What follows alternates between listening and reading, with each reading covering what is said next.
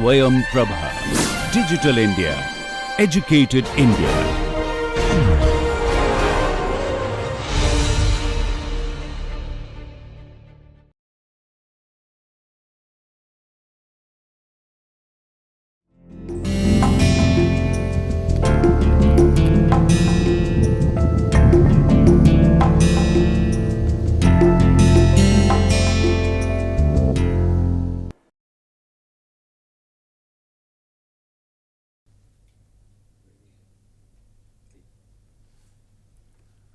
Well, my name is Dr. Ajay Kumar Singh, Assistant Professor, Faculty of Law, BHU. This is my 10th lecture to which I am going to deliver before you. The topic of today's discussion is plea bargaining. ये मेरा 10th chapter है law of crime का और प्रस्तुतिकरण का विषय है plea bargaining. Hindi में इसको बोलते हैं सौदा अभिभाग। यह CRPC के अंतर्गत दंड विधि संशोधन 2005 के द्वारा धारा 265 को से लेकर के 265A टू 265L तक जोड़ा गया। इससे क्यों जोड़ा गया, इसका अर्थ सौदा प्ली बार्गेनिंग का कॉन्सेप्ट क्या है, क्यों इसको CRPC में इंट्रोड्यूस किया गया, इसका ऑब्जेक्ट क्या है और प्ली बार्गेनिंग न्यायालय में कोर्ट में कब मिलेगी। प्ली बार्गेनिंग के अंतर्गत से संबंधित जो भी कानून के पहलू हैं या जो भी संबंधित इससे लॉ है या सुप्रीम कोर्ट के इस पे जजमेंट है, इसको इस व्याख्यान के अंतर्गत मैं बताने का प्रयास करूंगा। आप ये देखें कि प्ली बार्गेनिंग का कॉन्सेप्ट दंड विधि संशोधन 2005 के माध्यम से CRPC में लाया गया, जो वर्ष 2006 से इफेक्टिव हुई। इसे CRPC के अंतर्गत इंट्रोड्यूस करने का श्रेय भारत में आपराधिक विधि में सुधारों से संबंधित समिति, जिसको मलिमत समिति के नाम से भी जानते हैं, आप स्क्रीन पर देखें, मैंने उसमें लिखा हुआ मलिमत समिति की सिफारिश। इस स्लाइड के माध्यम से मैं बताने का प्रयास करूंगा कि प्ली बार्गेनिंग है क्या, इसकी डिफिनीशन क्या है, किस कमेटी की रिकमेंडेशन से इसे इंट्रोड्यूस किया गया था और इसका ऑब्जेक्टिव क्या है। मैंने स्क्रीन पर आपको दिखाने का प्रयास किया है कि यह स्पीडी जस्टिस, इनएक्सपेंसिव जस्टिस, आपराधिक न्यायालय में लंबित वादों को कम करना। अब इसके उद्देश्य और परिभाषा को एक साथ देखेंगे। पहले तो ये देखेंगे कि इसकी डिफिनीशन क्या है, प्ली बार्गेनिंग है क्या। तो प्ली का मतलब जैसा कि हिंदी में हम समझते हैं तर्क होता है, बार्गेनिंग का मतलब होता है सौदेबाजी करना, जैसा कि हम हिंदी में उसको, तो बार्गेनिंग किसका, प्ली बार्गेनिंग। हम यहाँ पे अभियुक्त के द्वारा प्ली बार्गेनिंग न्यायालय के समझ कैसे की जाएगी, ये कॉन्सेप्ट क्या है, इसको समझेंगे। तो प्ली बार्गेनिंग का शाब्दिक अर्थ है कि ये pre trial negotiation between accused and prosecution. Plea bargaining is a pre negotiation between accused and prosecution. अभियोजन और अभियुक्त के मध्य ट्रायल के पूर्व निगोशिएशन है, एक एग्रीमेंट है कि यदि अभियुक्त अपने अपराध की स्वीकारोक्ति करता है तो उस अपराध की स्वीकारोक्ति पर उसके सज़ा को कम करते हुए, उसे उसको लाभ देते हुए, उसकी सज़ा को कम करते हुए उसे छोड़ दिया जाएगा। सज़ा कितनी कम होगी, ये इसको उसके पनिशमेंट को कितना रिड्यूस कर दिया जाएगा, ये अभी इसको आगे देखा जाएगा। तो प्ली बार्गेनिंग एक का कॉन्सेप्ट क्या है, प्ली बार्गेनिंग अभियुक्त और अभियोजन के मध्य एक निगोशिएशन है, एक एग्रीमेंट है कि अभियुक्त के प्रति आपराधिक मामले में लीनियंसी बरती जाएगी यदि वो अपना अपराध स्वीकार कर लेता है। अब इस सिद्धांत को कहाँ से बारो किया गया, यह सिद्धांत लाया गया अमेरिकी आपराधिक प्रशासन के अंतर्गत। जो यूएस का जो क्रिमिनल जस्टिस सिस्टम है, अमेरिका का जो आपराधिक न्याय प्रणाली है, वहाँ से इस कॉन्सेप्ट को लाया गया है। क्या है वो, यूएस के अंतर्गत प्ली बार्गेनिंग दोनों स्तरों पर है, चार्ज बार्गेनिंग और सर्टेनिटी। अभी उसको देखेंगे कि यूएस में क्या है, हमारे इंडिया में क्या डिफरेंस है। प्ली बार्गेनिंग आ जाने से इंडिया में भारतीय आपराधिक न्याय प्रशासन को क्या फ़ायदा होगा, इस कॉन्सेप्ट को जस्टिस मलिमथ की अध्यक्षता में जो समिति बनी थी आपराधिक विधि में सुधारों के लिए, जस्टिस मलिमथ के द्वारा उस समिति के द्वारा इस निष्कर्ष पर पहुंचा गया कि यदि प्ली बार्गेनिंग को भारतीय विधिक प्रणाली में हम अगर इंट्रोड्यूस करते हैं तो हम न केवल इससे इनएक्सपेंसिव जस्टिस दे पाएंगे, कम खर्चीला न्याय हमारा हो पाएगा, बल्कि हम स्पीडी जस्टिस जो भारतीय संविधान की प्रस्तावना में उल्लिखित और भारतीय संविधान के द्वारा प्राप्त किए जाने वाला एक लक्ष्य कि हम त्वरित न्याय सभी व्यक्तियों को उपलब्ध कराएंगे, स्पीडी जस्टिस उपलब्ध कराएंगे, यह और संभव हो पाएगा यदि हम प्ली बार्गेनिंग कॉन्सेप्ट को आपराधिक विधि के अंतर्गत प्रावधानित कर दें। इस उद्देश्य के तहत मलिमथ समिति के द्वारा की गई सिफारिश के आधार पर भारतीय संसद ने वर्ष 2005 में प्ली बार्गेनिंग कॉन्सेप्ट को इंट्रोड्यूस किया है। अब प्ली बार्गेनिंग के कॉन्सेप्ट से हम क्या अचीव करना चाहेंगे? हम 3 बातों को मुख्यतः अचीव करेंगे इस कॉन्सेप्ट को इंट्रोड्यूस करके। पहला तो यह है कि इससे हमारा जस्टिस जो है स्पीडी होगा, हम अभियुक्त को, अपराध पीड़ित को त्वरित न्याय उपलब्ध कराएंगे, स्पीडी जस्टिस प्रोवाइड कराएंगे। दूसरा है कम खर्चीला न्याय होगा, इनएक्सपेंसिव जस्टिस होगा। और तीसरा जो है, जो सबसे महत्वपूर्ण है, वो यह है कि प्ली बार्गेनिंग के माध्यम से हम आपराधिक न्यायालय के समक्ष लंबित वादों की संख्या को भी कम कर सकेंगे। With the help of this plea bargaining, with the help of this concept और by with the application of this system, with the introduction of this system, we can achieve another important objective, that is we can minimize, we can reduce the pendency of criminal cases before criminal court। हम आपराधिक न्यायालय के समक्ष न्यायालयों की वादों की संख्या को भी कम कर सकेंगे। और वह क्यों ऐसा हो सकेगा? एक सिद्धांत है कि justice delayed is justice denied. यदि न्याय विलंब से मिलता है तो वह न्याय न मिलने के बराबर माना जाता है। तो justice delayed is justice denied, न्याय विलंब से मिलना न्याय न मिलने के समान माना जाता है। इसलिए न्याय शीघ्र मिलनी चाहिए, न्याय कम खर्चीली मिलनी चाहिए। इस उद्देश्य को सुनिश्चित करने के लिए प्ली बार्गेनिंग भारतीय विधिक प्रणाली के अंतर्गत, आपराधिक विधि के अंतर्गत धारा 265 क के अंतर्गत भारतीय संसद ने 2005 में संशोधन के माध्यम से यह समावेशित किया है। यह उसका उद्देश्य हो गया प्ली बार्गेनिंग का। अब देखते हैं कि ये प्ली बार्गेनिंग का जो कॉन्सेप्ट है वह कहाँ से लिया गया है। तो मैं इस स्लाइड के माध्यम से आपको ये बताने का प्रयास करूँगा कि जो प्ली बार्गेनिंग है ये 2 प्रकार की होती है, चार्ज बार्गेनिंग और सेंटेंस बार्गेनिंग। मैंने स्लाइड पर आपको बताने का प्रयास किया है। चार्ज बार्गेनिंग को बोलते हैं आरोप अभिभाग, सेंटेंस बार्गेनिंग को बोलते हैं दंड अभिभाग। अमेरिका के अंतर्गत दोनों हैं, मैंने देखिए स्लाइड में लिखा हुआ है, यूएसए में दोनों है, चार्ज बार्गेनिंग भी, सेंटेंस बार्गेनिंग भी। इंडिया में हमने, भारत में केवल सेंटेंस बार्गेनिंग को अडॉप्ट किया है। अब इस स्लाइड के माध्यम से तो यह स्पष्ट हो गया कि ये जो प्ली बार्गेनिंग का कॉन्सेप्ट है या यूएस क्रिमिनल जस्टिस सिस्टम से लिया गया, अमेरिका से लिया गया है। वहाँ पे पहले से दोनों ये सिस्टम प्ली बार्गेनिंग का कॉन्सेप्ट मौजूद था। तो प्ली बार्गेनिंग में हम जब चार्ज बार्गेनिंग और सेंटेंस बार्गेनिंग दोनों है यूएसए में, इंडिया में केवल क्यों सेंटेंस बार्गेनिंग रखा गया, चार्ज बार्गेनिंग क्यों नहीं रखा गया? पहले तो समझते हैं कि चार्ज बार्गेनिंग क्या है, सेंटेंस बार्गेनिंग क्या है, देन इसको समझते हैं कि यह दोनों को भारत में क्यों लागू नहीं किया गया। तो जो चार्ज बार्गेनिंग है इसके अंतर्गत चार्ज फ्रेमिंग के पश्चात अभियुक्त न्यायालय के समक्ष अभियोजन से चार्ज बार्गेन करता है कि यदि उसी स्तर पर कि जैसे इन्वेस्टिगेशन हुआ, आफ्टर इन्वेस्टिगेशन यदि चार्जशीट न्यायालय में प्रस्तुत हुई और न्यायालय ने संज्ञान ले लिया, अब चार्ज फ्रेम करना है, उसी स्टेज पर, उसी प्रक्रम पर अभियुक्त को अधिकार दे दिया जाए कि यदि अपने अपराध को स्वीकार करता है तो at the stage of charge framing उसके अपराध स्वीकार करने पर उसकी सज़ा को कम करते हुए उसे छोड़ दिया जाए। तो इससे क्या होगा, इससे न्यायालय का जो अभी ट्रायल करने का है कि कोर्ट जो है ट्रायल करेगा और ट्रायल करने में न्यायालय का महत्वपूर्ण समय जाएगा, अभियुक्त और स्टेट दोनों के एक्सपेंसेस होंगे, अभियुक्त की पेशी होगी, उस पर स्टेट मशीनरी भी इन्वॉल्व होगी।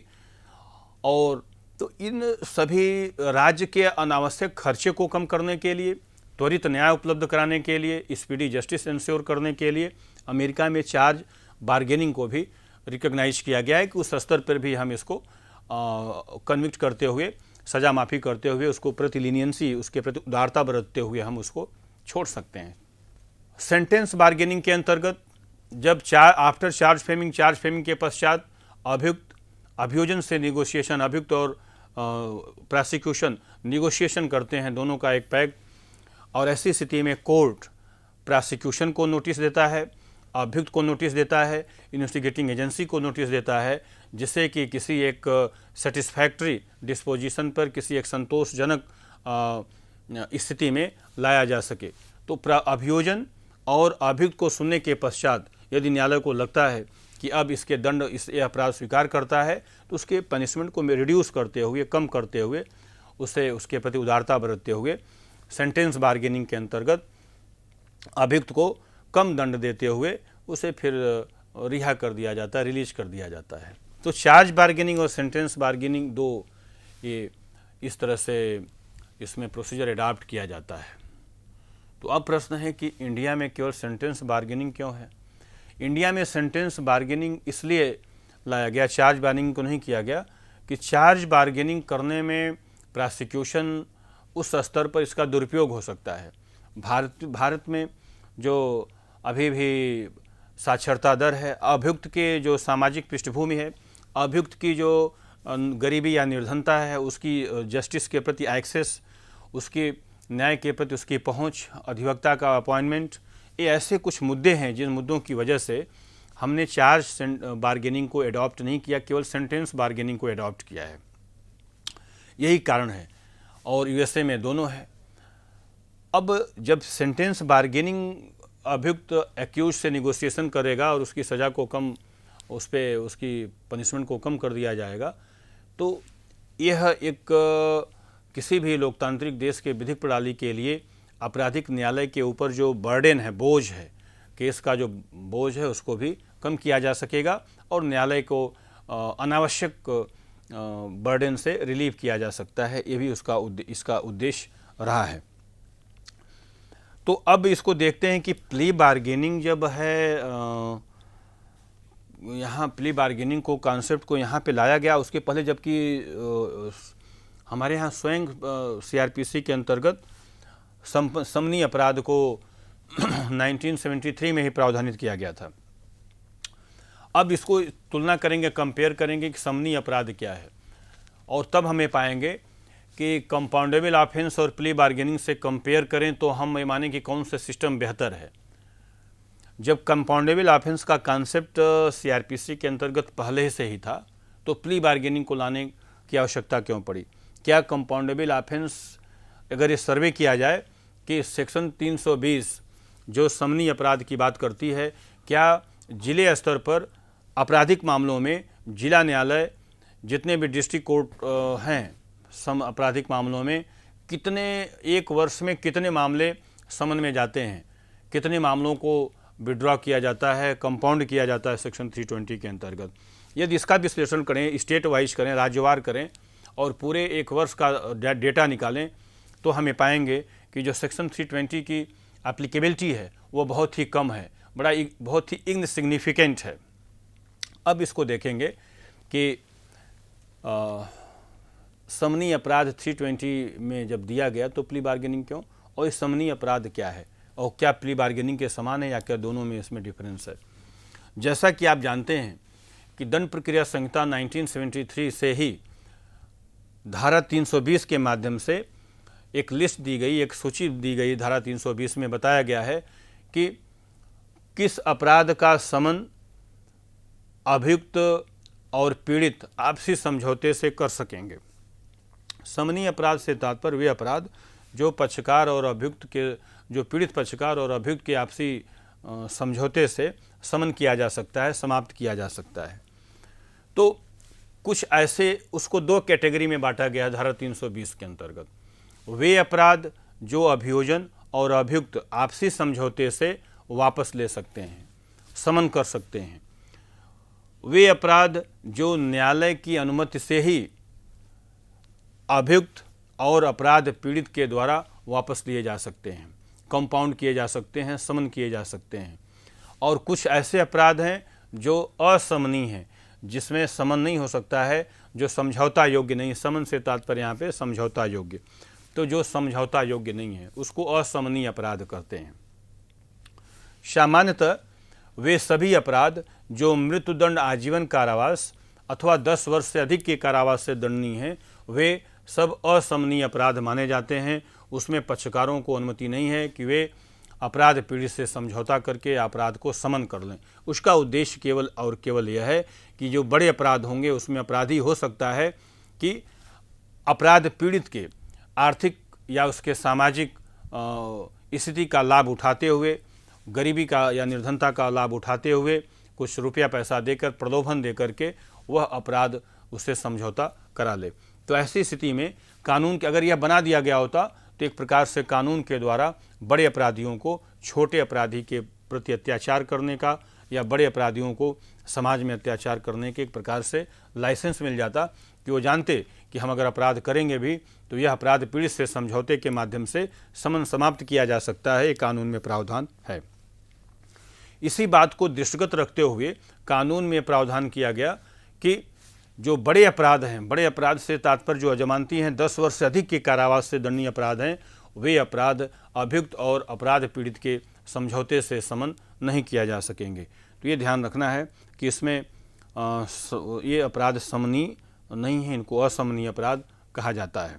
अब मैंने इस स्क्रीन के माध्यम से बताने का प्रयास किया है, आपको स्क्रीन पर देखें कि मैंने समनीय अपराध लिखा है, सेक्शन 320 इसको हाईलाइट किया है। अपराध पीड़ित की सहमति से समन लिखा है और एक तरफ लिखा है कि न्यायालय की अनुमति से समन, और समन का हमने रिजल्ट एरो बना के लिखा है कि इस कंपाउंडेबल ऑफेंस का इफेक्ट क्या होगा, समन का परिणाम क्या होगा। तो समन का परिणाम होगा अभियुक्त की दोष मुक्ति। अब समन का यदि ये समझौता हो गया, समन अपराध समन हो गया तो अभियुक्त दोष मुक्त कर दिया गया। ये भी प्रारंभिक परीक्षा में पूछा जाता है कि जहाँ पर अपराध का समन हो गया है, ऐसे समन का प्रभाव 4 विकल्प होंगे। दोष उन्मोचन है, दोष मुक्ति है, उपरोक्त में से कोई नहीं। इस प्रकार के विकल्प से के माध्यम से यह प्रश्न पूछे जाते हैं। तो समन का परिणाम अभियुक्त की दोष मुक्ति है। अर्थात अब यहाँ पे ये भी समझ लेना है कि कैसे मैं इसको भारतीय संविधान के आर्टिकल 20(2) से कनेक्ट कर सकता हूँ। आप सभी के लिए फ़ायदेमंद है कि सेक्शन 320 CRPC और संविधान के आर्टिकल 20 क्लॉज 2 आपस में कैसे जुड़े हुए हैं। भारतीय संविधान के आर्टिकल 20 क्लॉज 2 ये प्रावधान करती है कि किसी भी व्यक्ति को एक ही अपराध के लिए एक से अधिक बार अभियोजित और दंडित नहीं किया जा सकता है। तो इसका तात्पर्य क्या हो गया, अर्थात किसी भी एक व्यक्ति को जिसे किसी आपराधिक मामले में पहले ही अभियोजित और दोषित किया जा चुका है, उसी व्यक्ति को उसी अपराध के लिए पुनः अभियोजन और दोषसिद्धि नहीं की जाएगी। दोहरे, इसको हम बोलते हैं प्रोटेक्शन अगेंस्ट डबल जियोपार्डी, दोहरे दंड से संरक्षण का सिद्धांत संविधान के आर्टिकल 20(2) में प्रावधानित किया गया है। यह संविधान के आर्टिकल 20(2) एक प्रकार से अभियुक्त को दोहरे दंड से संरक्षण प्रदान करती है, प्रोटेक्शन अगेंस्ट डबल जियोपार्डी संरक्षण प्रदान करती है। तो यह ध्यान रखना है कि संविधान के आर्टिकल 20 क्लॉज 2 और समनीय अपराध में दोष मुक्ति के साथ कैसे इसको हम कनेक्ट कर सकते हैं। तो आप इसको लिख सकते हैं कि अपराध की समन अभियुक्त की दोष मुक्ति का परिणाम माना जाता है और उस ऐसी स्थिति में उस अभियुक्त को उसी अपराध के लिए पुनः उसका विचारण और उसके लिए दंडित नहीं किया जाता। ऐसा किया जाता है तो उसका भारतीय संविधान के आर्टिकल 20(2) में प्रदत्त मौलिक अधिकार का उल्लंघन माना जाएगा और ऐसा अभियुक्त ऐसे अपने ट्रायल, ऐसे अपने अभियोजन की वैधता, संवैधानिकता को चुनौती उच्च न्यायालय में सीधे या सीधे सुप्रीम कोर्ट में दे सकता है, क्योंकि यह संरक्षण संविधान के आर्टिकल 20(2) में मौलिक अधिकार के रूप में प्रदान किया गया है। तो इतनी बातें आप समनीय अपराध के विषय में लिखेंगे और उसके इफेक्ट के विषय में लिखेंगे, संविधान के आर्टिकल 20 क्लॉज 2 के विषय में लिखेंगे। न्यायालय की अनुमति मैंने लिखा हुआ है समन, ये इसलिए है कि अपराध जो बड़े हैं, जो थोड़ा गंभीर अपराध हैं, उसमें न्यायालय की सहमति भी आवश्यक होगी अपराध को समन करने के लिए, और जो थोड़ा छोटे अपराध हैं उसमें न्यायालय की सहमति के बिना भी केवल अगर दोनों पक्षकार राजी हैं, अभियुक्त राजी है, अपराध पीड़ित राजी है, तो दोनों की रजामंदी से, समझौते से अपराध का समन किया जा सकता है। लेकिन कुछ बड़े अपराध हैं जो 7 वर्ष तक के अपराध हैं, उसमें 3 वर्ष से अधिक हैं या जो 7 वर्ष तक के कारावास से दंडनीय अपराध हैं, उसमें न्यायालय की अनुमति आवश्यक हो जाती है। विशेषकर जो अजमानती बनाए गए हैं, वे अजमानती अपराध जो 3 वर्ष से अधिक हैं और 7 वर्ष तक के कारावास से दंडनीय हैं, सामान्यतः, मैंने जब सामान्यतः बोला इसका मतलब है कि अपवाद भी होंगे, लेकिन साधारणतया वे अपराध जो 3 वर्ष से अधिक हैं, 7 वर्ष तक के कारावास से दंडनीय हैं, उन अपराधों का समन केवल और केवल न्यायालय की सहमति से ही अभियुक्त और अपराध पीड़ित समझौता कर सकते हैं, अन्यथा नहीं। तो ये ध्यान रखना है कि समनीय और असमनीय अपराध क्या है। अब मैंने समनीय अपराध को यहाँ रेफर करने का प्रयास इसलिए किया कि हमारे यहाँ speedy trial, speedy justice concept सुनिश्चित करने के लिए दांडिक मामलों में, क्रिमिनल मामलों में पहले से ही सीआरपीसी की धारा 320 में जब दिया गया है तो प्ली बार्गेनिंग क्यों आया। इसका मतलब यही हो गया कि धारा 320 सीआरपीसी इनइफेक्टिव रही होगी, प्रभावी नहीं रही होगी, इसीलिए इसके स्थान पर या इसके पैरेलल समानांतर एक दूसरी व्यवस्था आपराधिक मामलों में की गई, हम जिसे प्ली बार्गेनिंग के रूप में देख रहे हैं। तो अब प्ली बार्गेनिंग का भी यदि हम सर्वे करें, समीक्षा करें और यह पाएँ कि डिस्ट्रिक्ट लेवल पर, जिला न्यायालय में किन किन मामलों में प्ली बार्गेनिंग हुआ और 1 वर्ष में कितनी प्ली बार्गेनिंग के माध्यम से आपराधिक मामलों का निस्तारण किया गया, तो हम पाएंगे कि उसका भी रेशियो परसेंटेज बहुत कम है। उसमें भी बहुत सारे टेक्निकलिटीज़ होती हैं जिसकी वजह से न्यायालय चाहते हुए भी और अभियुक्त चाहते हुए भी वह समन नहीं हो पाता, प्ली बार्गेनिंग के स्तर पर मामला नहीं आ पाता। ये व्यवहारिक समस्याएं हैं, अभी उसको बाद में देखेंगे। पहले हम देखें कि समनीय अपराध और प्ली बार्गेनिंग दोनों में डिफरेंस क्या है, दोनों को कैसे हम तुलनात्मक रूप से समझें, कैसे उसका अध्ययन करें। तो ये हो गया समनीय अपराध और उसका प्रभाव। अब आते हैं प्ली बार्गेनिंग। हमने इस स्लाइड के माध्यम से, आप देखें, इस स्लाइड के माध्यम से हमने बताने का प्रयास किया है कि प्ली बार्गेनिंग किन अपराधों में लागू नहीं होगी। उसको हमने बाइफरकेट किया है। 3 प्रकार के अपराध हैं। भ्रष्टाचार के मामले, सोशियो इकोनॉमिक ऑफेंसेस हैं। स्वयं इस प्ली बार्गेनिंग के ही धाराओं में लिखा हुआ है कि प्ली बार्गेनिंग भ्रष्टाचार के मामलों, सोशियो इकोनॉमिक ऑफेंस जो अफेक्ट करते हैं, वैसे कार्य जो सोशियो इकोनॉमिक ऑफेंस में आते हैं उसमें लागू। महिलाओं के विरुद्ध प्ली बार्गेनिंग लागू नहीं होगा। जो सेक्सुअल ऑफेंस हैं, अपराध हैं, उसमें प्ली बार्गेनिंग लागू नहीं होगा। और ये बालकों के विरुद्ध अपराध, पास्को मैंने उसमें लिखा है कि जो बालकों के विरुद्ध अपराध हैं, जो 14 वर्ष से कम आयु के बालक हैं, उनके प्रति जो अपराध किए जाते हैं उसमें भी यह प्ली बार्गेनिंग लागू नहीं होता। तो अब इस स्लाइड के माध्यम से अगर आप देखें तो मैंने इस स्लाइड को बताने का प्रयास किया है कि प्ली बार्गेनिंग किन किन जगहों पर लागू नहीं होता। और सबसे इम्पॉर्टेंट जो है, प्ली बार्गेनिंग का कॉन्सेप्ट केवल और केवल उन अपराधों में लागू होता है जो 7 वर्ष तक के कारावास से दंडनीय है। मैंने इस पे स्क्रीन पर लिख करके बताने का प्रयास किया आपको कि प्ली बार्गेनिंग केवल उन्हीं 7 वर्ष, हमने लिखा है 7 ईयर्स, प्ली बार्गेनिंग केवल उन्हीं अपराधों पर लागू होता है जो 7 वर्ष तक के कारावास से दंडनीय होते हैं। उससे अधिक के कारावास से दंडनीय अपराधों पर प्ली बार्गेनिंग लागू नहीं होता। मुझे लगता है कि आप सभी, तो प्ली बार्गेनिंग किन अपराधों में अलाउड है, स्टैच्यूट अलाउ करता है, किन मामलों में स्टैच्यूट अलाउ नहीं करता है, ये ध्यान देने की बात है। मैंने ये बताया कि प्ली बार्गेनिंग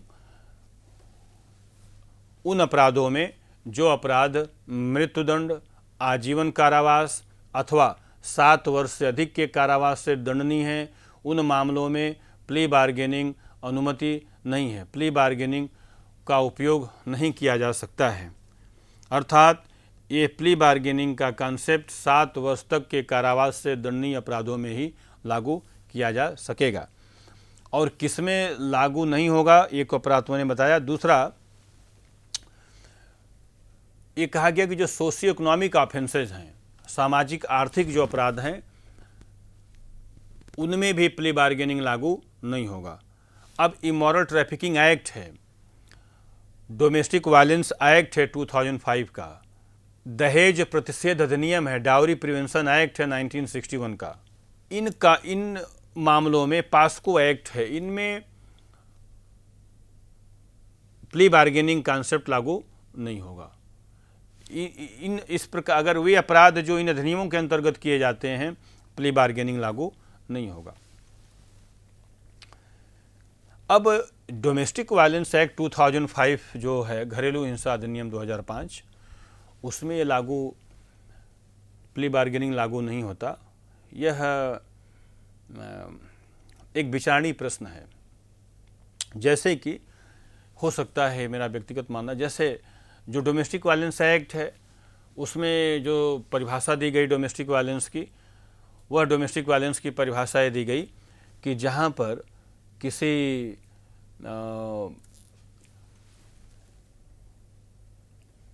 महिला के प्रति, किसी विमेन के प्रति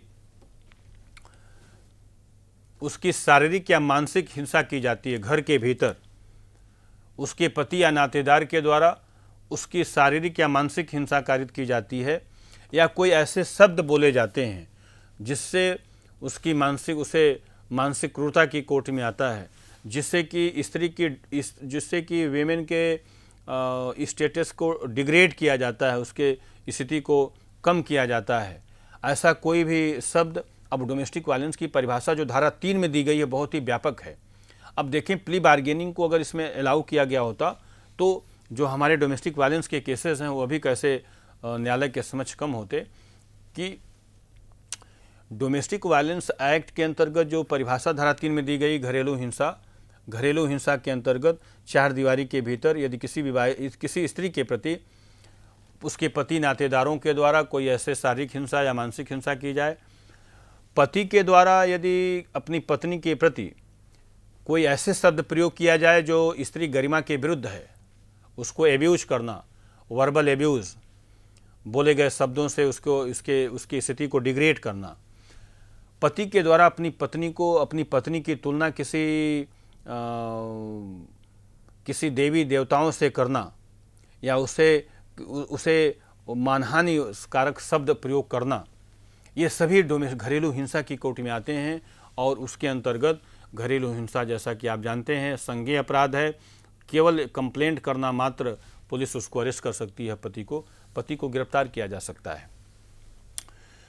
पति के द्वारा अपनी पत्नी को खर्चा न देना, मेंटेनेंस न देना, उसके इकोनॉमिक राइट को डिप्राइव करना, आर्थिक रूप से उसे सहायता प्रदान न करना, ये भी घरेलू हिंसा में माना गया। कि अगर पत्नी अगर डिमांड कर रही है हस्बैंड से पैसे की और खर्चे की, और हस्बैंड पैसा नहीं दे रहा है, तो it will also come with in ambit of domestic violence, ये भी घरेलू हिंसा के अंतर्गत आएगा। और उस स्थिति में पत्नी घरेलू हिंसा का मुकदमा वह संबंधित थाने या मजिस्ट्रेट को कर सकती है। और यह इसका ग्रेविटी इतना ज़्यादा है कि वह संज्ञेय अपराध माना जाएगा। और साबित हो गया कि शारीरिक हिंसा है या ऐसा डोमेस्टिक वायलेंस किया है, तो पुलिस को ये अधिकार मिल जाता है कि ऐसे पति को गिरफ्तार किया जा सके। अब घरेलू हिंसा के जैसे मामलों में डोमेस्टिक वायलेंस के मामले जब बढ़ने लगे, तो उस डोमेस्टिक वायलेंस के लिए भारतीय संसद के द्वारा वर्ष 2005 में कानून बनाया गया कि इस स्थितियों से निपटा जा सके। और इस घरेलू हिंसा में जो डोमेस्टिक वायलेंस एक्ट है उसमें बहुत सारे राइट्स भी दिए गए हैं। तो मेरे कहने का तात्पर्य है कि यदि पति है अपने अपराध को स्वीकार कर ले, तो सेंटेंस बार्गेनिंग के स्तर पर ही या चार्ज बार्गेनिंग के स्तर पर ही, तो ऐसी स्थितियां हैं जहां पे कि वैवाहिक या दाम्पत्य जीवन टूटने के कगार पर है, मात्र किसी बोले गए शब्द से, वर्बल एब्यूज से। तो ऐसी स्थिति में हम जब डाइवोर्स के मामले में मीडिएशन की बात करते हैं, क्रुएल्टी के मामले में मीडिएशन की बात करते हैं, आपसी सुलह समझौते की बात करते हैं जिससे दाम्पत्य जीवन को पुनः वापस लाया जा सके, तो घरेलू हिंसा जैसे यदि हुई है और पति पत्नी यदि इच्छुक हैं एक साथ पुनः रहने के लिए, मात्र कंप्लेंट फाइल कर देने से, परिवाद दायर कर देने से कि इन्होंने हमको एब्यूज किया, गाली किया, तो ऐसी स्थितियों में यदि ये संभावना यदि अलाउ किया जाए, तो मुझे नहीं लगता कि ये जो डोमेस्टिक वायलेंस से रिलेटेड केसेस हैं, ये आपराधिक न्यायालयों के समक्ष जो लंबित वादों की संख्या है उसको भी कम करने में सहायक होगा, रिड्यूस करने में सहायक होगा। यद्यपि ये स्टैच्यूट का मामला है और इसमें प्ली बार्गेनिंग लागू नहीं है, ये स्वयं सीआरपीसी के अंतर्गत एक पूरी लिस्ट दे दी गई। गवर्नमेंट ऑफ इंडिया ने एक पूरा लिस्ट नोटिफाई किया कि ये ऐसे अपराध हैं जिसमें प्ली बार्गेनिंग लागू नहीं होगा, जैसे कि आर्मी एक्ट है 1950 का, एयरफोर्स एक्ट है 1950 का। तो वो तो समझ में आता है कि उनके अंतर्गत क्यों प्ली बार्गेनिंग लागू नहीं होगा। लेकिन मैं इस स्लाइड को बताने का प्रयास करूंगा कि आप ये देखें, जिसमें मैंने लिखा है कि प्ली बार्गेनिंग किन अपराध को लागू होंगी। इस स्लाइड मैंने बताया और दो भागों में बांटा। वे अपराध जो मृत्युदंड या जीवन कारावास या 7 वर्ष से अधिक के कारावास से दंडनीय नहीं हैं, उसमें ही बिलो 7 ईयर्स, मैंने नीचे लिखा हुआ है बिलो 7 ईयर्स, 7 वर्ष से कम के कारावास से दंडनीय हैं, उनमें प्ली बार्गेनिंग लागू होगी। दूसरी स्लाइड में मैंने दूसरी तरफ लिखा है, राइट साइड में लिखा है प्ली बार्गेनिंग वहाँ लागू नहीं होगा जैसे आर्म्स एक्ट है 1950 का, एयरफोर्स एक्ट है जो वायुसेना अधिनियम है 1950 का, डोमेस्टिक वायलेंस एक्ट है 2005 का, दहेज प्रतिषेध अधिनियम 1961 का है। इस पे प्ली बार्गेनिंग लागू नहीं होगी। तो इस स्लाइड के माध्यम से आप समझ पाए कि प्ली बार्गेनिंग किस अपराध में लागू होगा, किस अपराध में लागू नहीं होगा। तो एक और क्लैरिटी हो गया कि महिलाओं के विरुद्ध जो लैंगिक अपराध हैं उनकी मॉडेस्टी को कम डिग्रेड करने के लिए जो अपराध किए जाते हैं, 354 का मामला है, 376 का मामला है, उस पर ये प्ली बार्गेनिंग लागू नहीं होगा। दहेज प्रतिषेध अधिनियम पर नहीं होगा। डोमेस्टिक वायलेंस का जैसा कि मैंने बताया कि इस पर प्ली बार्गेनिंग अप्लाई नहीं किया जा सकता है। तो ऐसी स्थिति में अब देखते हैं कि प्ली बार्गेनिंग कहाँ पर होगा। प्ली बार्गेनिंग का आवेदन, एप्लीकेशन प्ली बार्गेनिंग का कहाँ फाइल होगा, यह सेक्शन 265B में प्रावधान किया गया है। सीआरपीसी की धारा 200 स्लाइड पर देखें, सीआरपीसी की धारा 265B के अनुसार प्ली बार्गेनिंग का एप्लीकेशन आवेदन उस न्यायालय में जहां ट्रायल पेंडिंग है, मैंने इस स्लाइड के माध्यम से लिखा कि उस न्यायालय में जहां ट्रायल पेंडिंग है, in that very court application में भी फाइल एप्लीकेशन वहां दिया जा सकता है। सेकंड मैंने लिखा है सेकंड साइड में कि न्यायालय द्वारा आवेदन पाने के पश्चात क्या किया जाएगा, और ये बहुत ही महत्वपूर्ण स्टेप होता है प्ली बार्गेनिंग के अंतर्गत प्रोसीजर को, जो कि शायद एडवोकेट्स को भी देखें, ध्यान देना चाहिए। कोर्ट क्या करेगा, प्ली बार्गेनिंग एप्लीकेशन को एक्सेप्ट करने के पश्चात वह अभियुक्त को, एक्यूज्ड को, प्लस अपराध पीड़ित को, प्लस पीपी मैंने लिखा पब्लिक प्रोसिक्यूटर को, आईओ को, इन्वेस्टिगेटिंग ऑफिसर को नोटिस देगा, जिससे संतोषजनक परिणाम प्राप्त हो सके। अब ये इसको समझने का प्रयास करेंगे कि प्ली बार्गेनिंग का एप्लीकेशन प्राप्त हो गया और प्ली बार्गेनिंग का एप्लीकेशन आवेदन प्राप्त करने के पश्चात न्यायालय किस प्रकार की प्रोसीजर एडॉप्ट करेगा। तो अब आते हैं कि प्ली बार्गेनिंग का जो एप्लीकेशन है वह प्राप्त होने पर न्यायालय नोटिस देगा किसको, एक्यूज्ड को, दूसरा अपराध पीड़ित को, थर्ड प्रोसिक्यूशन को, और जिसने अन्वेषण किया है उस अन्वेषण अधिकारी को। इनको एक नोटिस देने के पश्चात कि इस मामले में प्ली बार्गेनिंग प्राप्त हुई है, और इन लोगों को नोटिस दे करके इन लोगों से यह समझौते के माध्यम से यह इस निष्कर्ष पर पहुंचा जा सके कि कोई संतोषजनक परिणाम प्राप्त हो सके, सेटिस्फैक्ट्री कोई आउटकम उसका आ सके, संतोषजनक कोई उसका रिजल्ट आ सके।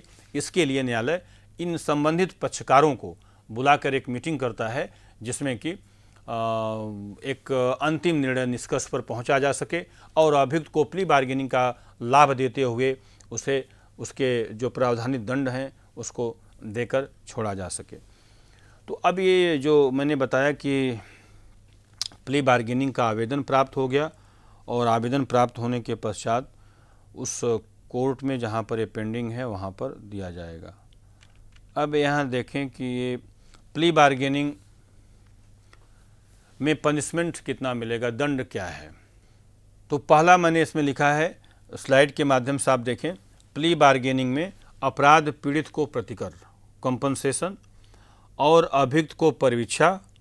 दूसरी स्लाइड में मैंने लिखा है अभियुक्त को दंड 1/4 जो उसने किया है, और उदाहरण के माध्यम से उसको समझाने का प्रयास किया है, उसको अभी देखते हैं। प्ली बार्गेनिंग के अंतर्गत तो आवेदन स्वीकार हो गया, after accepting that application court में calls the concerned parties to reach on a specific conclusion कि किसी एक विशिष्ट निष्कर्ष पर पहुंचने के लिए कोर्ट सभी संबंधित पक्षकार को कॉल कर सकता है। अपराध पीड़ित को कंपनसेशन की बात हो सकती है। कैसे? अब इसको समझेंगे कि अपराध पीड़ित के लिए प्रतिकर की बात तो वैसे भी सीआरपीसी की धारा 357 में दिया गया है। दंड प्रक्रिया संहिता की धारा 357 यह प्रावधान करती है कि आपराधिक मामलों में अपराध पीड़ित प्रतिकर प्राप्त कर सकता है, कंपनसेशन प्राप्त कर सकता है। अब यहाँ पर प्ली बार्गेनिंग के अंतर्गत भी यदि न्यायालय को प्रतीत होता है कि अपराध पीड़ित के प्रति शारीरिक हिंसा हुई है तो उसे या मानसिक हिंसा हुई है और अभियुक्त भी प्रतिकर देने को तैयार है तो अपराध पीड़ित को प्रतिकर देने का आदेश न्यायालय दे सकता है। अब प्रश्न है कि प्रतिकर कैसे डिसाइड किया जाएगा, प्रतिकर अभियुक्त कैसे देगा। दो बातें हैं यहाँ पे जो ध्यान देने की बात है। एक तो यह है कि जो कंपनसेशन है धारा 357 सीआरपीसी के अंतर्गत, उसमें कंपनसेशन देने का जो प्रोसीजर दिया गया है वह उसको क्रमवार देखते हैं कि जहाँ पर अभियुक्त के द्वारा कोई अपराध कारित किया गया है और अपराध पीड़ित उस मामले में ऐसे अभियुक्त से प्रतिकर प्राप्त करने का हकदार है, तो सामान्यतः न्यायालय, आपराधिक न्यायालय के द्वारा अभियुक्त को इस बात के लिए विवश किया जाता है, आदेशित किया जाता है कि वह अपराध पीड़ित को उतना प्रतिकर प्रदान करे जितना अपराध पीड़ित के द्वारा उसके अपराध, अभियुक्त के द्वारा किए गए अपराध से उसने सहन किया है, शारीरिक क्षति सहन की है, लॉस, उसको कोई नुकसान हुआ है। तो whatever loss victim of crime has suffered due to cause of, उसके द्वारा किए गए अपराध के कारण जो कुछ भी उसने लॉस सफ़र किया है उसको कंपनसेट करने के लिए इसका उद्देश्य होता है कि स्टेटस को एंटी, आप सभी जानते होंगे स्टेटस को एंटी और स्टेटस को दो शब्दावलियाँ यूज की जाती हैं। तो स्टेटस को एंटी होता है कि मतलब अपराध पीड़ित को उस स्थिति में रखना जिस स्थिति में वह होता यदि उसके प्रति अपराध नहीं किया गया होता तो होता, अर्थात जो अपराध पीड़ित है उसको स्टेटस को एंटी करना, उस स्थिति में ला देना कि यदि उसके प्रति अपराध नहीं हुआ होता तो वह होता। यह प्रतिकर कंपनसेशन का उद्देश्य होता है कि न केवल उसको आर्थिक सहायता उपलब्ध कराना बल्कि उसको उस स्थिति में, अब उसके सपोज कहने का तात्पर्य है कि जहाँ पर अभियुक्त के द्वारा किसी अपराध पीड़ित का हाथ काट दिया गया, ऐसा अपराध किया जिसमें हाथ कट गया, उसका पैर कट गया अपराध, तो अब ऐसे जो अपराध बड़े अपराध हैं उसमें तो अभियुक्त को कारावास होगा, सजा होगी। साथ ही साथ कारावास के साथ ही साथ न्यायालय अभियुक्त को निर्देशित कर सकता है कि अभियुक्त अपराध पीड़ित को उतना कंपनसेशन दे जितना उसका हाथ कटने से उसका आर्थिक नुकसान हो सकता है। कैसे डिसाइड किया जाएगा, क्वांटम ऑफ पनिशमेंट कैसे डिसाइड किया जाएगा एंड क्वांटम ऑफ कंपनसेशन कैसे, कंपनसेशन की धनराशि, प्रतिकर की धनराशि कैसे डिसाइड की जाएगी, उसका भी फार्मूला, एक निश्चित फार्मूला है जिसके माध्यम से उस अपराध पीड़ित के लॉस को, जो अपूर्णीय क्षति हुई है, उसको कैलकुलेट किया जाता है।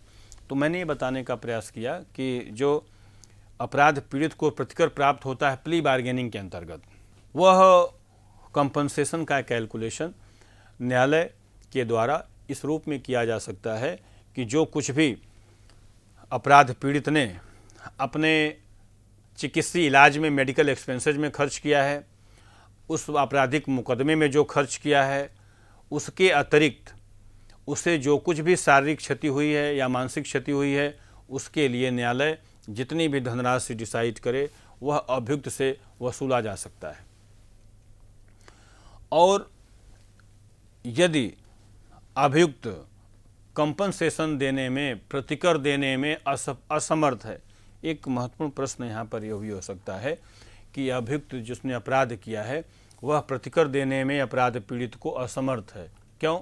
क्योंकि वह स्वयं निर्धन है, गरीब है और अपराध किया गया, लेकिन अपराध के समय वह निर्धन था, गरीब है। जितना धनराशि प्रतिकर देने का आर्डर हुआ, सपोज 1 लाख रुपया या 2 लाख रुपया देने का आदेश न्यायालय ने दिया प्रतिकर के कंपनसेशन के रूप में, जबकि वास्तव में अभियुक्त के पास 50,000 रुपये से अधिक का है ही नहीं। तो अब प्रश्न होता है, यहाँ पर उठता है कि ऐसी स्थिति में, यद्यपि ये 99% मामले नहीं हो सकते हैं, हो सकता है कि अभियुक्त सक्षम है, लेकिन 1% भी यदि हम चांस माने कि जहाँ पे किसी बहुत निर्धन व्यक्ति ने कोई अपराध किया और उस अपराध में प्ली बार्गेनिंग होनी है, अभियुक्त जो है वह गरीब है, निर्धन है, किसी कारणवश वह अपराध जो घटित हुआ है, प्ली बार्गेनिंग में मामला आया है, डिस्पोज ऑफ होना है प्ली बार्गेनिंग के तहत। अब जो एक्यूज्ड है he is not in position to pay compensation to the victim of crime, तो then what happen, then in that case जो है व्हाट विल हैपन, ऐसी स्थिति में अभियुक्त जब प्रतिकर देने के लिए अक्षम असमर्थ है, तो न्यायालय के द्वारा ऐसी स्थिति में क्या इस मात्र अभियुक्त की निर्धनता के आधार पर उसको कंपनसेशन न दिया जाए, कंपनसेशन की लायबिलिटीज को एग्जेम्प्ट कर दिया जाए? तो कानून इस स्थिति में ये कहता है कि स्टेट की रिस्पॉन्सिबिलिटी है। क्यों स्टेट की रिस्पॉन्सिबिलिटी है? State will have to provide maintenance compensation to that victim of crime.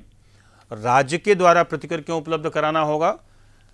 अब यहाँ पर एक लीगैलिटी, एक लॉ का जो प्रश्न है कि अल्टीमेटली अंतोगत्वा state has to maintain, state has to protect life and limb of its citizen.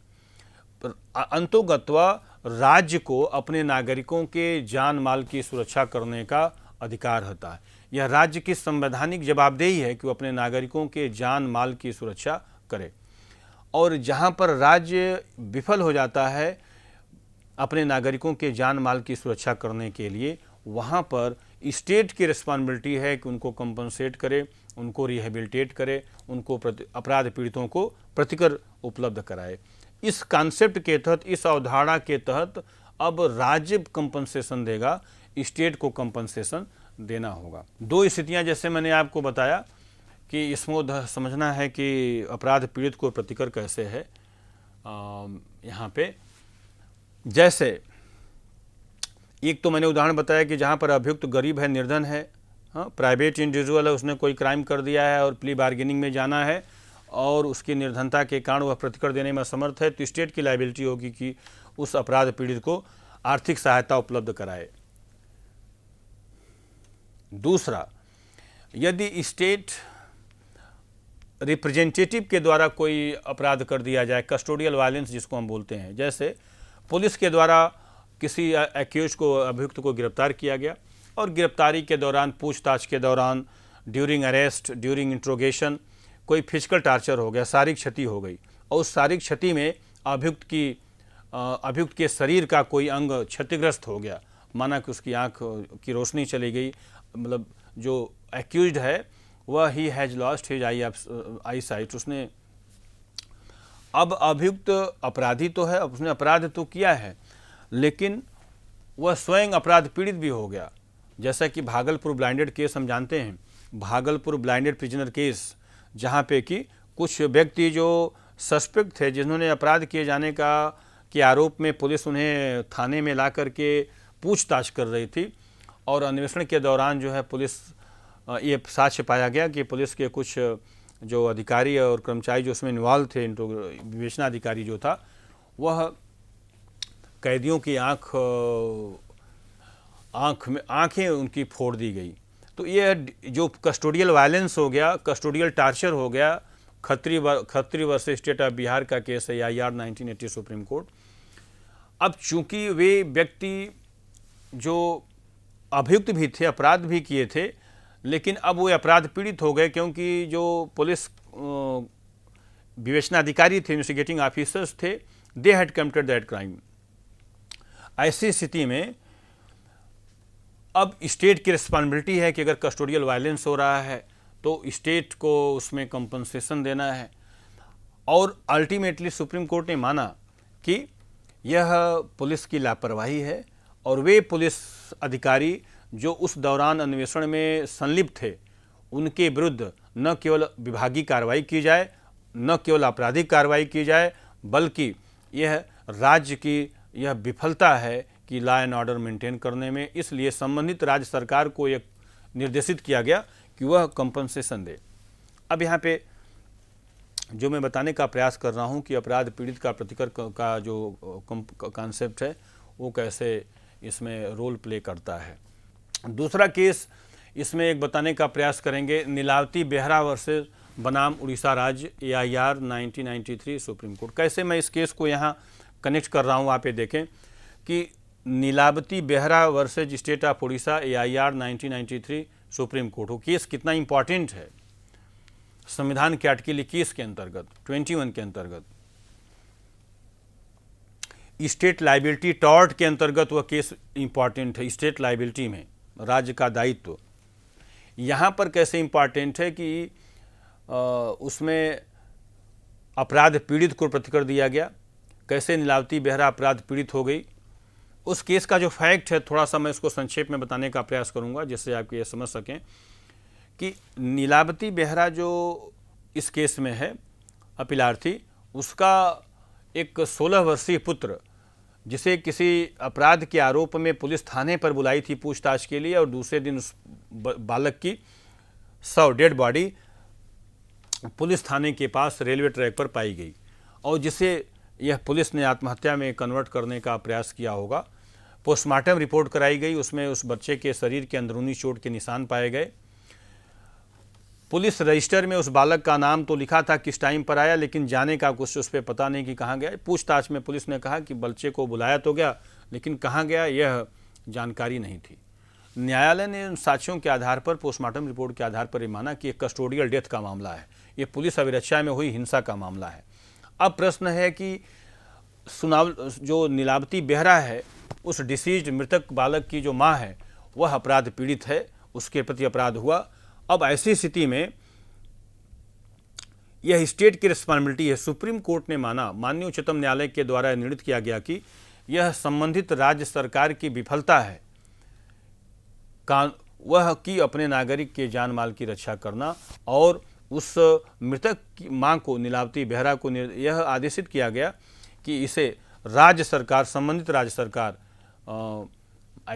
Orissa राज्य सरकार को निर्देशित किया गया कि उड़ीसा राज्य सरकार अपराध पीड़ित नीलावती बेहरा को 1,50,000 रुपये प्रतिकर के रूप में प्रदान करे। अब इस 1993 में 1,50,000 रुपये का जो प्रतिकर दिया गया अपराध पीड़िता को, जो अपना एक पुत्र खो चुकी थी, यह निश्चित रूप से हो सकता है प्रतिकर कम हो ज़्यादा, मैं उसकी बात नहीं करता, प्रतिकर एडिक्वेट है या इनएडिक्वेट है उसकी बात नहीं करता। महत्वपूर्ण बात यह है कि उच्चतम न्यायालय के द्वारा सर्वप्रथम पहली बार यह निर्णित किया गया कि कस्टोडियल डेथ के मामले में भी यह स्टेट की लापरवाही मानी जाएगी और राज्य को 1,50,000 रुपया देने के लिए, प्रतिकर देने के लिए, कंपनसेशन देने के लिए निर्देशित किया गया। तो मेरे कहने का तात्पर्य यह है कि यह स्टेट की रिस्पॉन्सिबिलिटी कैसे हो गई कि 1,50,000 देना हो गया, जबकि अपराध एक्यूज कर रहा है। तो एक्यूज के द्वारा किए गए अपराध में एक्यूज की जब लायबिलिटी हम फिक्स कर रहे हैं कि अपराधी है, तो कंपनसेशन उसी अपराधी से ही लेना चाहिए, स्टेट कंपनसेशन। लेकिन साथ ही साथ यह सुप्रीम कोर्ट के द्वारा, माननीय उच्चतम न्यायालय के द्वारा प्राय सभी निर्णयों में कहा जाता है कि जहां पर राज्य सरकार को निर्देशित किया जाता है कि इस प्रस्तुत मामले में इतना कंपनसेशन दे, धनराशि दे, जैसे कि नीलावती बेहरा की केस में 1,50,000 रुपये कंपनसेशन दे, वहाँ पर वह धनराशि, उस अमाउंट को संबंधित पुलिस अधिकारियों के वेतन से कटौती किया जाए। जो संबंधित पुलिस अधिकारी उस मामले में इन्वॉल्व थे उनके वेतन से उसी अनुपात में वह धनराशि स्टेट काट सकता है, और स्टेट काटता भी है।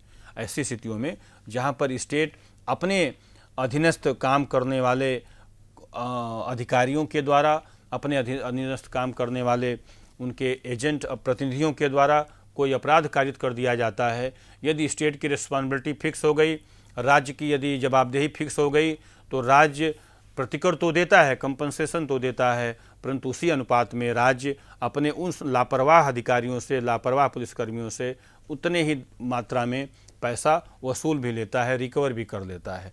यह एक प्रोसीजर है जो मैं बताने का प्रयास किया कि कैसे अपराध पीड़ित को प्रतिकर दिया जा सकता है। तो इसका यह अर्थ हो गया कि अपराध पीड़ित को प्रतिकर प्राप्त करने का जो दो तरीके हैं। एक तो यह है कि नियम तो है कि एक्यूज्ड के द्वारा दिया जाना चाहिए, अभियुक्त को विवश किया जाता है, एक्यूज्ड जो अपराधी है उसको जो है ही विल हैव टू पे दैट कंपनसेशन। यदि वह कंपनसेशन देने की स्थिति में नहीं है, ड्यू टू पॉवर्टी, निर्धनता के कारण वह असमर्थ है, तो स्टेट जो है रिस्पॉन्सिबिलिटी लेगी। इसका ये मतलब नहीं है कि अगर वह निर्धन है, गरीब है, तो कंपनसेशन अपराध पीड़ित को नहीं दिया जाएगा। ऐसी स्थिति में यह स्टेट रिस्पॉन्सिबिलिटी है और स्टेट को राज्य, संबंधित राज्य को प्रतिकर देने के लिए कंपेल किया जा सकता है। इस पर सुप्रीम कोर्ट की केसेस हैं, जैसा कि मैंने बताया, नीलावती बेहरा का केस है, Khatri versus state of Bihar का केस है। और उस केस में भी खत्री वर्सेस बिहार की केस में भी जितने भी अपराध पीड़ित थे, जिन अभियुक्तों ने अपनी आंखें की रोशनी खो दी थी, उनका इलाज दिल्ली, उसी समय वर्ष 1980 की बात है, जो भागलपुर ब्लाइंडेड प्रिजनर केस है, माननीय उच्चतम न्यायालय के द्वारा किए गए हस्तक्षेप के कारण सभी अपराध पीड़ितों को पटना से उन्हें ले जाया गया, दिल्ली में उनकी आंख का इलाज कराया गया और तत्पश्चात वहाँ से वे वापस आए। तो इस प्रकार के जो मानवीय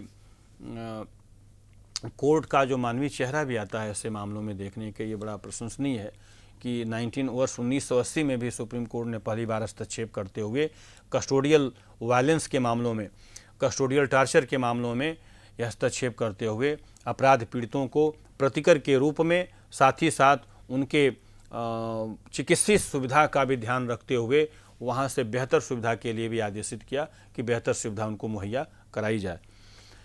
तो मैं ये बात कर रहा था कि प्ली बार्गेनिंग में अपराध पीड़ित को प्रतिकर कंपनसेशन प्राप्त करने का अधिकार है। दूसरा इस पे जो इम्पॉर्टेंट है, अभियुक्त को, स्लाइड पर थोड़ा सा पुनः मैं एक बार चाहूँगा कि स्लाइड आप देखें। प्ली बार्गेनिंग में जो पनिशमेंट है, अभियुक्त को परीक्षा पर छोड़े जाने का भी न्यायालय दे सकता है आदेश, परीक्षा पर। दूसरा दंड वाला दिया है, अभी इसको भी देखते हैं। परीक्षा क्या है? यह सीआरपीसी की धारा 370 360 के अंतर्गत परीक्षा के विषय में, प्रोबेशन के विषय में प्रावधान किया गया है। सीआरपीसी की धारा 360 यह प्रावधानित करती है कि जब किस न्यायालय के द्वारा किसी अभियुक्त को किसी आपराधिक मामले में दोषित कर दिया जाए, तो दोषसिद्धि के पश्चात न्यायालय को ऐसा प्रतीत होता है कि अभियुक्त प्रथम कोटि का अपराधी है, प्रथम बार अपराध किया है, तो उसे सदाचारी जीवन व्यतीत करने के लिए छोड़ सकता है। अब इसके आगे और भी उसी धारा 360 में लिखा हुआ है कि परीक्षा किसको मिलेगी, क्या कोई एज उम्र है। उसमें दो भागों में बांटा गया कि वे व्यक्ति जिन्होंने अपराध किया है, जिनकी आयु 21 वर्ष से कम है और उनके द्वारा यदि वे अपराध कर दिए गए जो मृत्युदंड, आजीवन कारावास से भी दंडनीय हैं, तो ऐसी स्थिति में उन्हें भी परीक्षा पर छोड़ा जा सकता है, न्यायिक निगरानी में छोड़ा जा सकता है। दूसरा है कि वे व्यक्ति जो 21 वर्ष से अधिक आयु के हैं, मृत्युदंड, आजीवन कारावास से भिन्न कोई अपराध किए हैं और उसमें दोषसिद्ध हो गए हैं, तो उन्हें परीक्षा पर छोड़ा जा सकता है। अर्थात जो 21 वर्ष से अधिक आयु के व्यक्ति हैं, यदि उन्होंने मृत्युदंड या आजीवन कारावास से दंडनीय कोई अपराध कर दिया है, तो उनको परीक्षा पर नहीं छोड़ा जाएगा, क्योंकि वह परीक्षा पर आके समाज के लिए और समस्या बन सकते हैं। परीक्षा का मात्र उद्देश्य केवल और केवल इतना है कि कुछ विशिष्ट अपराधों में और किस विशिष्ट श्रेणी के जो, जैसे कि मैंने बोला, बालक हैं, 21 वर्ष से कम आयु के बालक हैं, पहली बार प्रथम कोटि के अपराधी हैं, तो न्यायालय उनको एक प्रायश्चित करने का अवसर प्रदान करता है, न्यायालय उनको एक सुधरने का अवसर प्रदान करता है। इस सुधार के दृष्टिकोण से, प्रायश्चित करने की भावना से परीक्षा के प्रावधान को सीआरपीसी की धारा 360 में प्रावधानित किया गया है। तो ऐसी स्थिति में प्ली बार्गेनिंग यदि न्यायालय एक्सेप्ट कर लेता है और सभी पक्षकार उस पर संतुष्ट हैं, न्यायालय दोषसिद्धि करता है, तो दोषसिद्धि करने के पश्चात अभियुक्त को जेल न भेज करके न्यायिक निगरानी में उसे परीक्षा पर छोड़ सकता है। और परीक्षा पर छोड़ते समय यदि ऐसे अभियुक्त की उम्र 21 वर्ष से कम आयु की है तो परीक्षा पर छोड़ा जाएगा। और उसके लिए क्या शर्तें होंगी मैंने बताया। यदि अभियुक्त 21 वर्ष से अधिक आयु का है और परीक्षा पर छोड़ा जाता है तो उसके प्रति कानून का क्या रुख होगा, ये परीक्षा कैसे होगी, ये भी मैंने आपको बताया। तो प्ली बार्गेनिंग में जो दो सबसे इम्पॉर्टेंट पक्ष हैं कि अपराध पीड़ित को प्रतिकर प्राप्त दिलाया जाएगा और अभियुक्त को परीक्षा पर छोड़ा जा सकता है, प्रोबेशन पर छोड़ा जा सकता है। अब आते हैं कि अभियुक्त को दंड कितना मिलेगा। कन्विक्शन हो गया, अब अभियुक्त के द्वारा जो अपराध किया गया प्ली बार्गेनिंग में आ गया, एप्लीकेशन आ गया, court has decided to award punishment. Plea bargaining के तहत अभियुक्त के द्वारा आवेदन दिया गया, पुलिस ने उस आवेदन को, एप्लीकेशन को एक्सेप्ट करते हुए prosecution, accused, victim of crime सभी के माध्यम से एक सेटिस्फैक्ट्री, संतोषजनक समझौते पर पहुंचने का प्रयास किया। तो अब पनिशमेंट कितना होगा। जहां पर प्ली बार्गेनिंग के अंतर्गत न्यायालय का यह विचार है कि अभियुक्त को दोषित किया जाए और दंडित किया जाए, वहां पर अभियुक्त यदि अपना दोष स्वीकार कर लेता है, प्ली बार्गेन कर लेता है, सेंटेंस बार्गेन कर लेता है न्यायालय के समक्ष, तो न्यायालय के द्वारा उस अभियुक्त को सेंटेंस बार्गेनिंग करने की स्थिति में उसके द्वारा किए गए अपराध के लिए प्रावधानित कारावास के 1/4 दंड से उसे दंडित किया जाएगा, उससे अधिक नहीं। उदाहरण के तौर पर स्क्रीन पर आप देखें, मैंने बताने का प्रयास किया है कि अभियुक्त को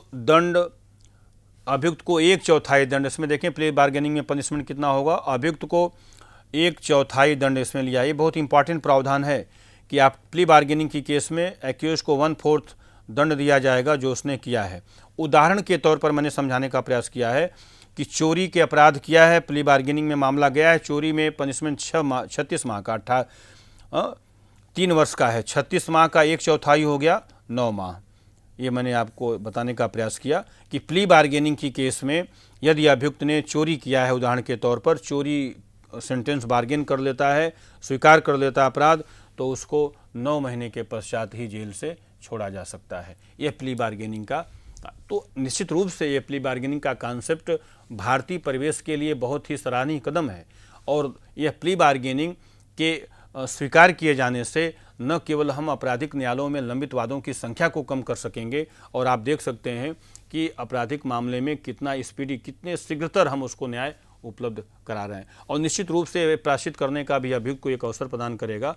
यदि वह सुधरने का प्रयास करता है तो वह एक प्रकार का रिहेबिलिटेटिव मैकेनिज्म भी है। प्ली बार्गेनिंग जो है वह पुनर्वास के विषय में, प्रायश्चित करने के विषय में रिहेबिलिटेटिव मैकेनिज्म की भी बात करता है कि इससे यदि उसके मन में प्रायश्चित करने की बात होगी तो अभियुक्त प्रायश्चित करने का भी प्रयास कर सकता है। और जैसा कि मैंने इस चोरी के उदाहरण को बताते हुए आपको बताया कि अभियुक्त प्ली बार्गेनिंग में मैक्सिमम पनिशमेंट 1/4 उसको दिया जाएगा, 1/4 दंड दिया जाएगा।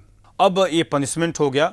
इसके पश्चात एक महत्वपूर्ण प्रावधान यह है कि कोर्ट का निर्णय यदि आ गया है प्ली बार्गेनिंग में, तो प्ली बार्गेनिंग के अंतर्गत निर्णय क्या, मैंने इस स्लाइड पर देखें, मैंने बताने का प्रयास किया है एक लेफ्ट साइड में कि निर्णय अंतिम होगा, कोई अपील नहीं होगी सिवाय SLP आर्टिकल 136 के और आर्टिकल 226 के। दूसरी साइड मैंने लिखा हुआ है।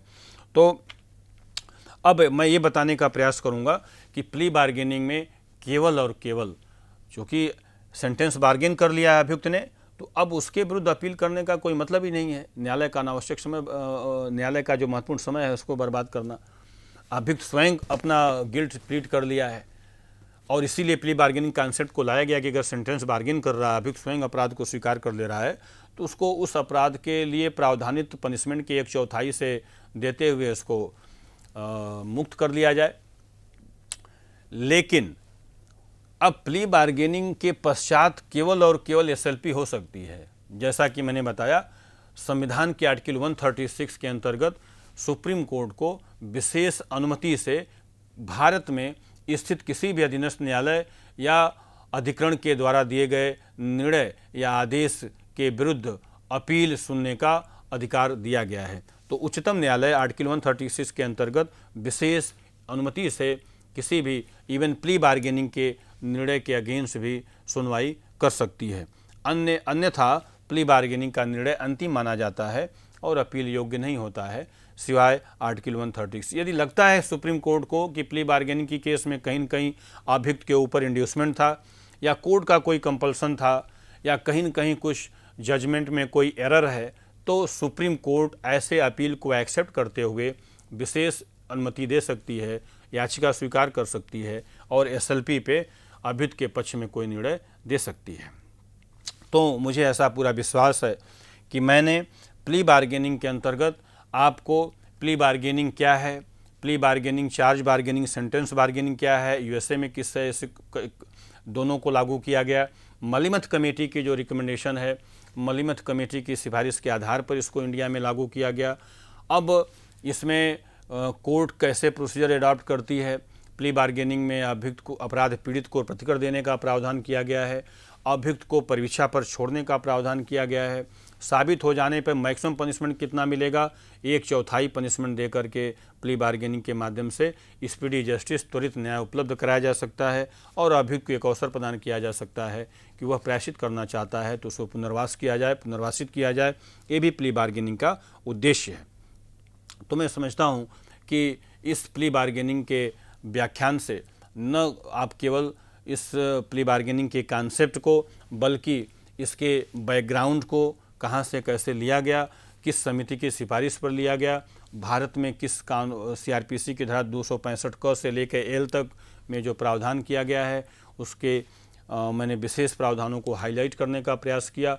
मुझे लगता है कि निश्चित रूप से यदि आप इतना लिखते हैं, इतनी इन्फॉर्मेशन प्ली बार्गेनिंग के विषय में है, समनी अपराध के विषय में कंपाउंडेबल ऑफेंस क्या है सेक्शन 320 सीआरपीसी में, उस समनी अपराध और प्ली बार्गेनिंग के मध्य अंतर और तुलनात्मक रूप से उसमें बताने का प्रयास किया। मुझे लगता है कि इन्हीं शब्दों के साथ मैं अपने इस व्याख्यान को विराम देता हूं और मुझे पूरा विश्वास है कि यदि प्ली बार्गेनिंग के इस लेक्चर को आप देखेंगे तो आपके लिए प्रतियोगी परीक्षाओं में निश्चित रूप से यह सफलता दिलाएगी। इस विश्वास के साथ मैं अपने व्याख्यान को विराम देता हूं। थैंक यू, धन्यवाद।